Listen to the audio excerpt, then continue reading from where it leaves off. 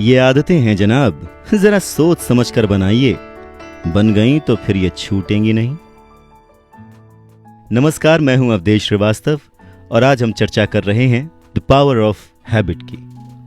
आदतें, हैबिट कोशिश करके बनाई जा सकती हैं, पर कई बार आदतें अनजाने में ही बन जाती हैं। हमें उनके बारे में पता नहीं चलता पर वो बन जाती हैं। जैसे आपने कभी नोटिस किया हो, कुछ लोग एक पर्टिकुलर वर्ड का इस्तेमाल करते हैं, किसी भी वर्ड का, जिसे हम उर्दू में तकिया कलाम कहते हैं, वो उनकी आदत पड़ जाती है।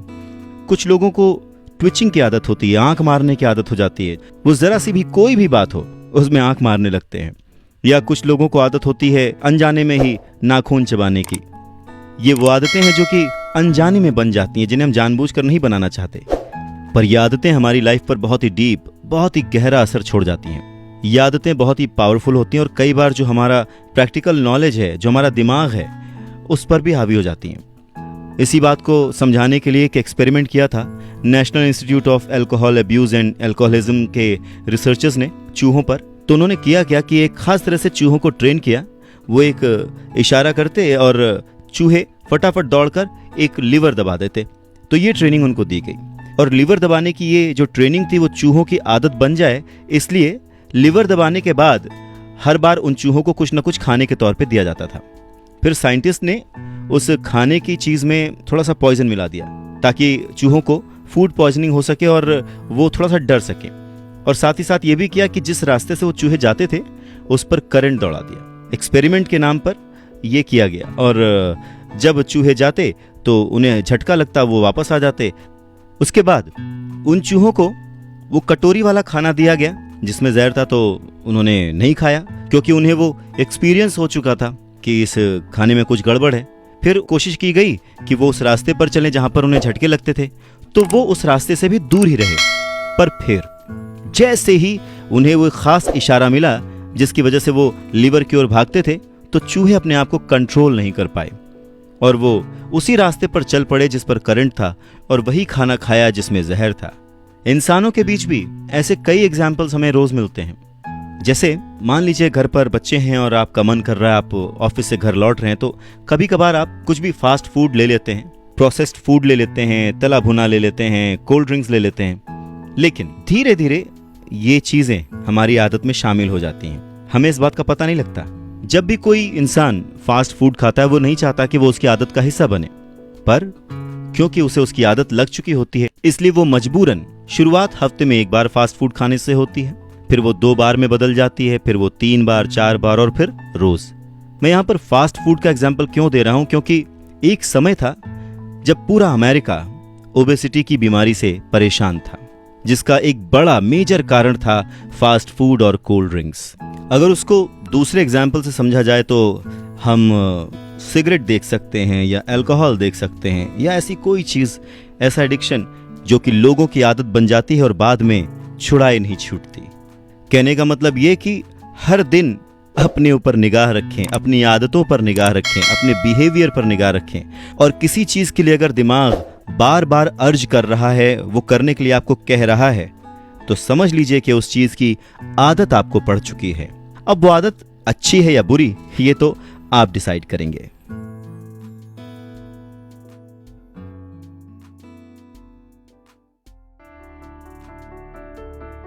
कहते हैं कि इंसानी दिमाग को समझना उतना ही कठिन है जितना कि पूरे ब्रह्मांड को समझना।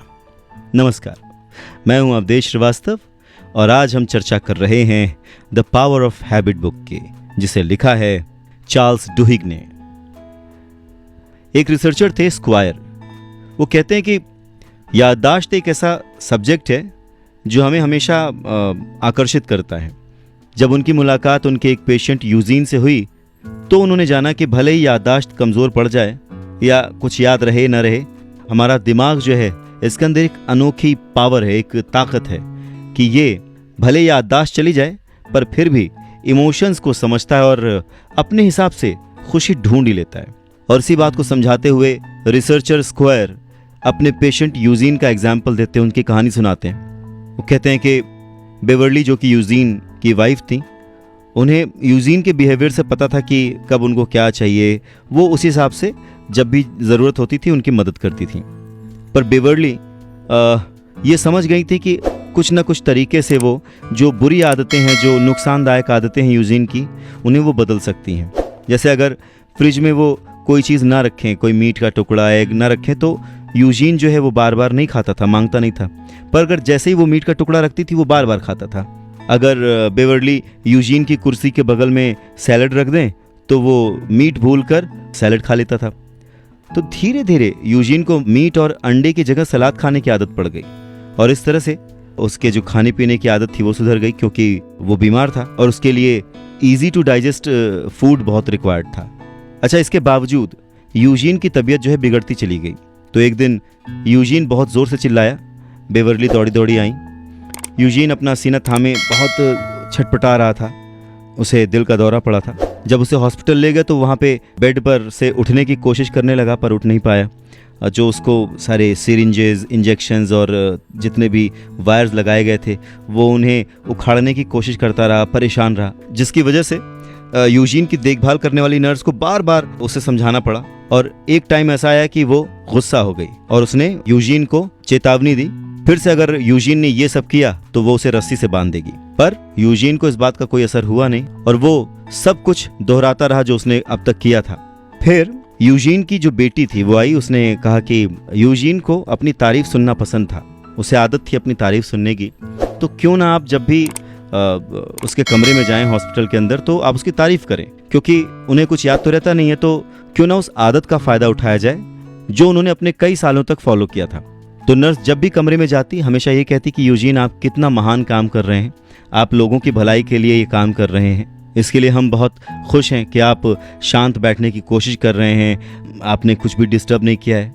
ये बातें सुनकर यूजीन को अच्छा लगा, उसे लगा कि ये चीज़ें उसके साथ हो चुकी हैं और ये उसके प्राइड का सब्जेक्ट बन गया। तो धीरे धीरे करते करते सब ने देखा कि यूजीन वही कर रहा है जो नर्स कह रही है, यानी लोगों की हेल्प हो रही है, यूजीन बहुत महान काम कर रहा है, लोगों की मदद कर रहा है, अपने बेड पर बैठा हुआ है और कोऑपरेट कर रहा है। और उसके इस बिहेवियर की वजह से उसे सिर्फ एक हफ्ते के अंदर ही घर जाने की परमिशन मिल गई। फिर कुछ सालों बाद अपने घर में टहलते हुए उसका पैर अंगीठी से लड़ गया और वो गिर गया, जिससे उसका पैर टूट गया, उसकी कमर टूट गई। और जब अस्पताल में यूजीन भर्ती हुआ तो रिसर्चर स्क्वायर और उसके जो कलीग्स थे उन्हें ये चिंता हुई कि अब शायद यूजीन याद नहीं रख पाएगा कि वो कहाँ है, जिसके चलते उसे अटैक आ सकता है, पैनिक अटैक हो सकता है।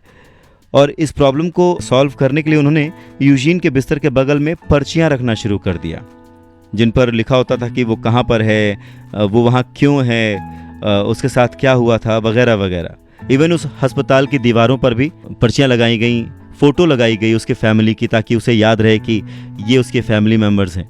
हालांकि यूजीन को कभी इस बारे में कोई चिंता नहीं हुई थी, उसने एक बार भी नहीं पूछा कि वो अस्पताल में क्यों है।